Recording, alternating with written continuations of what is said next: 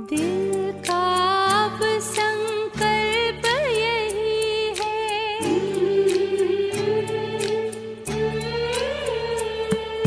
दिल का अब संकल्प यही है, बाबा तुम सा बनना ही है। ओम शांति। 24 जुलाई 69 के बाबा के अव्यक्त महावाक्य। बिंदु रूप की प्रैक्टिस कैसे करनी है? मीठे मीठे बच्चे, किसके सामने बैठे हो और क्या होकर बैठे हो? बाप तो तुम बच्चों को बिंदी रूप बनाने आए हैं। मैं आत्मा बिंदु रूप हूँ। बिंदी कितनी छोटी होती है और बाप भी कितना छोटा है।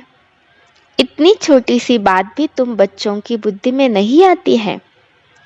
बाप तो बच्चों के सामने ही है, दूर नहीं है। दूर हुई चीज को भूल जाते हो। जो चीज सामने ही रहती है उस चीज को भूलना ये तुम बच्चों को शोभा नहीं देता है।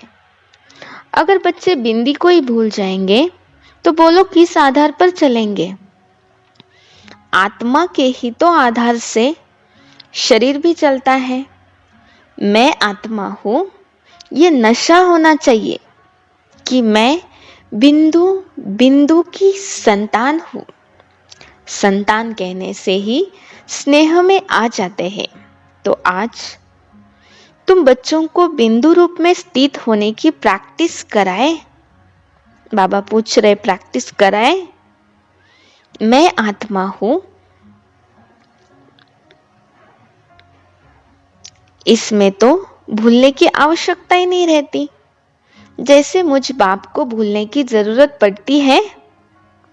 हाँ, परिचय देने के लिए जरूर बोलना पड़ता है कि मेरा नाम, रूप, गुण, कर्तव्य क्या है और मैं फिर कब आता हूँ, किस तन में आता हूँ। तुम बच्चों को ही अपना परिचय देता हूँ।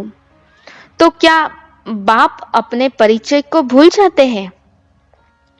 बच्चे उस स्थिति में एक सेकंड में भी नहीं रह सकते हैं। तो क्या अपने नाम, रूप, देश, काल को भी भूल जाते हो? ये पहली बात है जो कि तुम सभी को बताते हो कि मैं आत्मा हूं, ना कि शरीर। जब आत्मा होकर बिठाते हो तभी उनको फिर शरीर भी भूलता है। अगर आत्मा होकर नहीं बिठाते हो तो क्या फिर देह सहित देह के सभी संबंध भूल जाते? जब उनको भुलाते हो तो क्या अपने शरीर से न्यारा होकर? जो न्यारा बाप है उनकी याद में नहीं बैठ सकते हो? अब सब बच्चे अपने को आत्मा समझकर बैठो। सामने किसको देखें? आत्मा के बाप को। इस स्थिति में रहने से व्यक्त से न्यारे होकर अव्यक्त स्थिति में रह सकेंगे। मैं आत्मा बिंदु रूप हूं। क्या यह याद नहीं रहता? बिंदु रूप होकर बैठना नहीं आता है। ऐसे ही अभ्यास को बढ़ाते जाओगे तो एक सेकंड तो क्या, कितने ही घंटों इसी अवस्था में स्थित होकर यह अवस्था का रस ले सकते हो।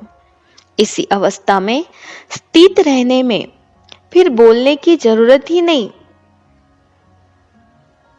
बिंदु होकर बैठना कोई जड़ अवस्था नहीं है।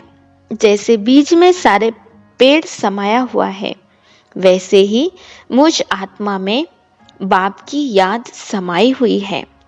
ऐसे होकर बैठने से सब रचनाएं आएंगी और साथ ही ये नशा भी होगा कि हम किसके सामने बैठे हैं। बाप हमको भी अपने साथ कहाँ ले जा रहे हैं। बाप तुम बच्चों को अकेला नहीं छोड़ता है। जो बाप का और तुम बच्चों का घर है वहां पर साथ में ही लेकर जाएंगे। सब इकट्ठा चलने ही है। आत्मा समझकर फिर शरीर में आकर कर्म भी करना है, परंतु कर्म करते हुए न्यारा और प्यारा होकर रहना है। बाप भी तुम बच्चों को देखते हैं, देखते हुए भी बाप न्यारा और प्यारा है ना, वैसे आप बच्चों को भी बनना है। अच्छा बच्चों, नमस्ते। ओम शांति।